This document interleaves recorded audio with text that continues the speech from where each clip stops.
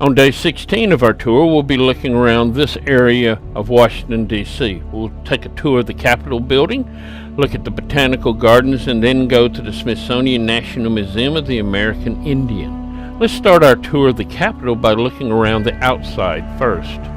The cornerstone for the Capitol was laid by George Washington in 1793. The east entrance is where tourists used to come in before the Visitor Center was built. The building as it sits here today took almost 70 years to build. It first started off in 1800 as the Senate side, and then the House side was finished by 1811, and they were joined together in 1812. And this is a picture of what it looked like just before the War of 1812. During that war, the British captured Washington, D.C. and burned it and the White House. At the end of the war, they started rebuilding it. In 1837, it sat like this with a small dome. As the country continued to grow, they needed more space, so in 1850, they added a new Senate and new House chambers to each end. And then they constructed the dome as it looks today in 1861. We'll look at that more when we're in the Rotunda. The last construction was finished in 2008 when the Visitor Center was finished. And we're going to be waiting in line a long time, for this will be our entrance in as we visit Emancipation Hall. Around the hall we start to see statues. There's 2 for every state in the Union. They must be bronze or marble, and it's decided by each state what they'll have. Our 2 from Mississippi are James Zachary George and Jefferson Davis. On the top of the Capitol is the Statue of Freedom. It was placed there on December the 2nd, 1863, but you can get a much better view of it as we look around the Emancipation Hall, for there's a full-scale model of it here. Thomas Crawford was the sculptor who carved it, and Clark Mills poured the bronze. It weighs 15,000 pounds and stands 19.5 feet tall. In her left hand she holds a laurel wreath of victory and a shield of the United States, and in her right hand is a sheathed sword. She stands on an iron globe with E Pluribus Unum written around it, out of many, one. Here in Emancipation Hall we'll look around some, get our tickets, join our tour group, and then go to one of the theaters to see a movie about the Capitol. Then we'll put on our headphones so we can hear our guide, and we're ready to go. Our tour will start off in the anteroom of the old Senate. Then we'll move to the old Supreme Court room, up to the Rotunda, over to the Senate anteroom, to the old Senate room, back across the Rotunda to Statuary Hall, and then back into the Rotunda and see the 911 memorial before leaving through the Visitor Center. Because our narration is coming through the headphones, we'll not hear much of our guide. Here she is talking about the original entrance to the Capitol building.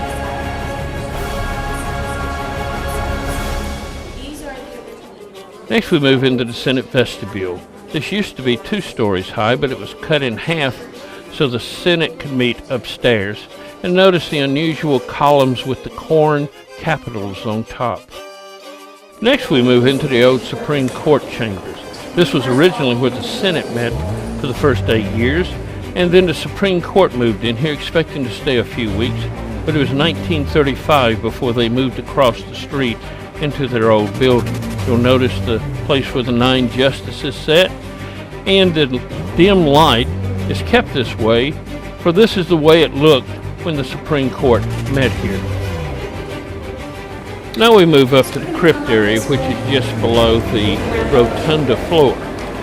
This crypt area has 40 sandstone columns that hold up the floor above of the Rotunda. It was originally planned to be the burial place of George Washington, with its tomb being just below the floor, but it's empty because his family would not allow him to be moved here. In the center of this crypt area, we'll find a star, and that star is where all points in Washington are figured from. Around it are 13 statues, 1 for each of the original colonies, and Lincoln is here because of the Congress. Next we'll be moving upstairs to the Rotunda and look at the center of the Capitol building.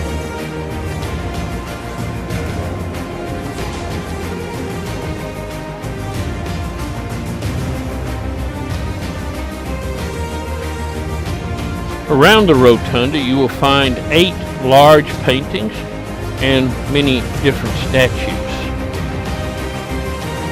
This is actually the rotunda for that small dome that was originally put on the building before the larger dome was built in 1860s. Around it you'll find DeSoto discovers Mississippi River, landing of Columbus, embarkation of the Pilgrims, baptism of Pocahontas, signing the Declaration of Independence, surrender of General Burgoyne, Cornwallis' surrender at Yorktown, and Washington resigns his commission. And there's the 2 intrepid explorers in the middle of everything. As we look up, we see that the rotunda is covered by the modern dome. If you took a dome tour, you could see the original brickwork of the 1820s small dome and the metalwork of the 2 structures of the new dome that was built in the 1860s. It took Constantine Bernelli 11 months to paint the apotheosis of Washington as he's lifted up into heaven, with Lady Liberty on one side and Victory on the other side, surrounded by 13 ladies of the colonies. About halfway down the dome, we find a frieze that runs around the entire dome, and in 19 scenes shows us American history. It starts with Columbus landing and ends with the birth of aviation.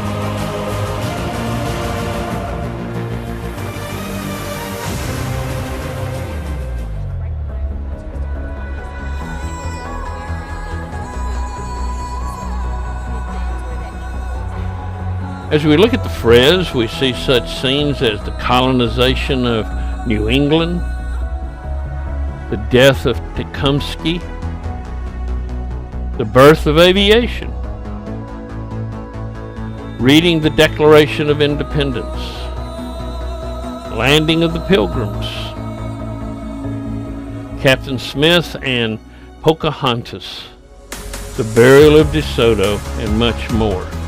Around the rotunda are many different statues: Washington, Lincoln, Jefferson, Grant, Garfield, Jackson. The newest one is the suffragette statue, which has 3 people: Lucretia Mott, Elizabeth Cady Stanton, and Susan B. Anthony. And now it's time to head into the vestibule for the Senate today. After we see the vestibule, we'll see the old Senate chamber. The chandelier came from a church that used to meet on Capitol Hill. And now we move into the old Senate chambers. They started meeting here in 1810, and about 50 years later outgrew it as new states were added, and so they moved into the new quarters in 1859. The 64 desks that are here are replicas because the originals were taken to the new chamber. Down the hall is the new Senate chambers. We can't go there, but this is what it looks like. Now we head back through the rotunda to the other side, which is the House side. Along the way, we see Speaker of the House Paul Ryan's office. We move across the rotunda to Statuary Hall, where the House met for over 50 years until their new chamber was built. In this hall right now, we have a honor flight, a group of World War II veterans who have come to see the sights in Washington, D.C. As you can see, there are statues all around. There are 2 statues for every state in the Capitol building. They must be made out of bronze or marble, and the person must be dead. Our statues we talked about before, and the one that we have here is Jefferson Davis. And let's look around the hall some.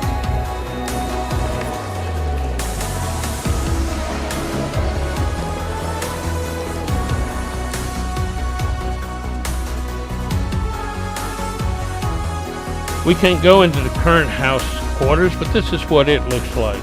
And now back through the rotunda, we head to the Visitor Center to complete our tour. On the way, we stop at the 9/11 monument that was put up to remember Flight 93 that was headed to the Capitol, but came down because of the attack by the people on board. saving thousands of lives. And now down to the Visitor Center.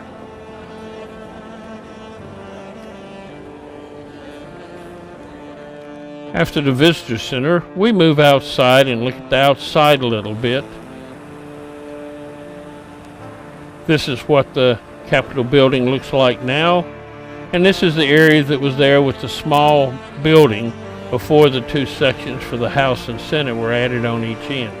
And now we're going to move down the road to the Botanical Gardens. Along the way we get a golf cart that'll take us along and help us in our walking.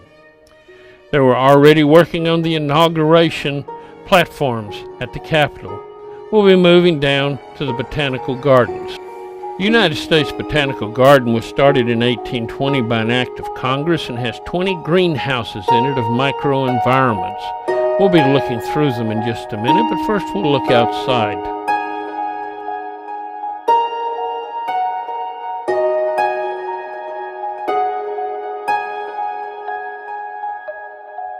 Inside we'll start at the court, go through the plant adaptations, the Garden Primeval, Hawaii, World Deserts, medicinal plants, orchids, Mediterranean. Then we'll look at the rare and endangered species. The southern exposure is outside of plants that live in this area, the tropics. And then the children's garden, where they can actually plant plants and water before returning to the garden court and exiting to look at the outside gardens.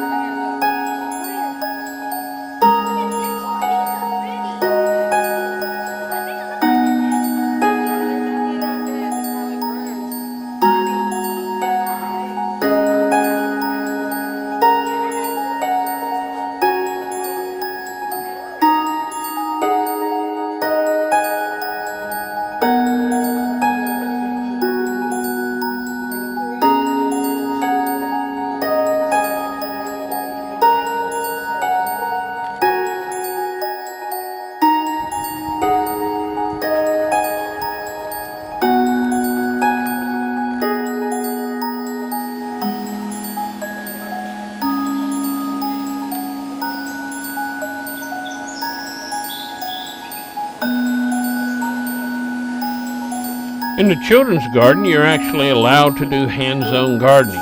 You can water the plants, it shows you where to do it, and you can plant new plants, and they show you where to do that also.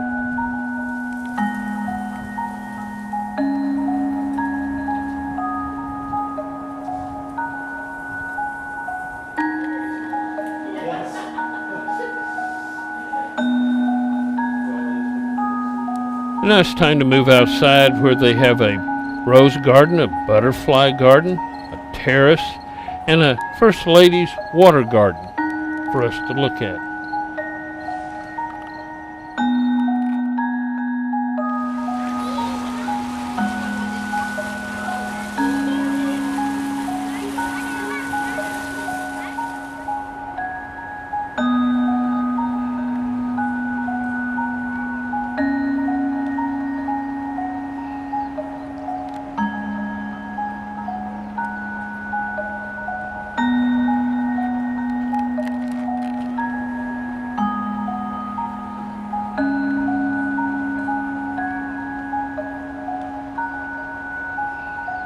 And now as we look back at the National Gardens, let's take a look at the flowers one more time.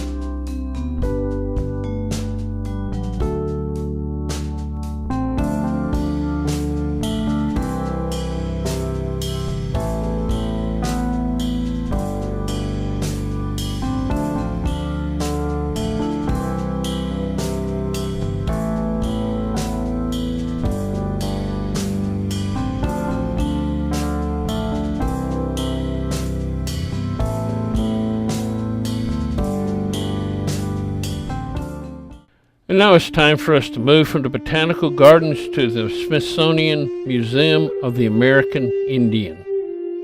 The building was designed to remind us of the cliffs that some Indians live on.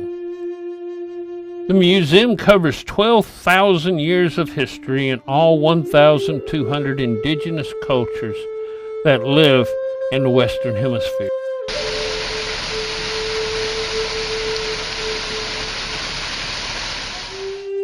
The museum has 4 floors, and the atrium covers a large chunk of all 4 of those floors. In the atrium, we find boats from various cultures.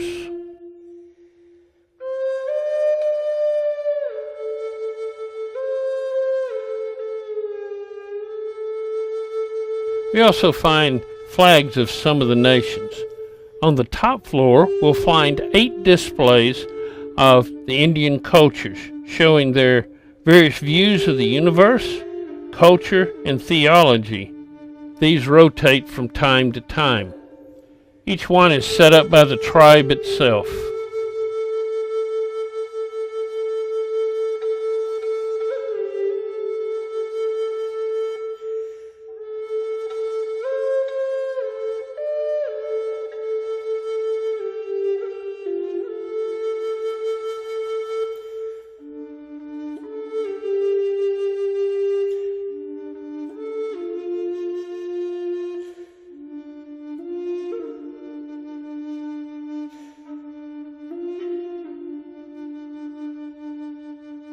One of the major current exhibitions going on is the Inca Road exhibit. This shows the various cultures along the Inca Road, and also shows how that road was made and still exists today, that you could follow it, along with the bridges that were built by them, still in existence today. They built rather large cities along the roads, and they communicated by tying knots and ropes. They ate corn, and many people think they still exist today as the natives of the Andes.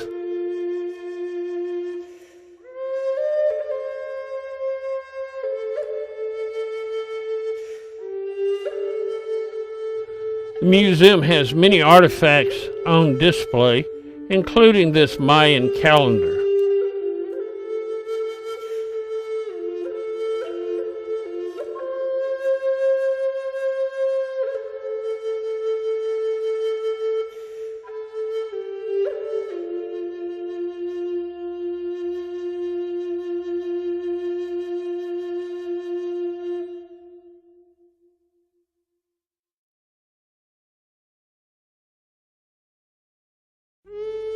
Another exhibit shows the treaties that we made with the Indians, most of which were violated, from William Penn on down to 1975, when we finally signed one we kept.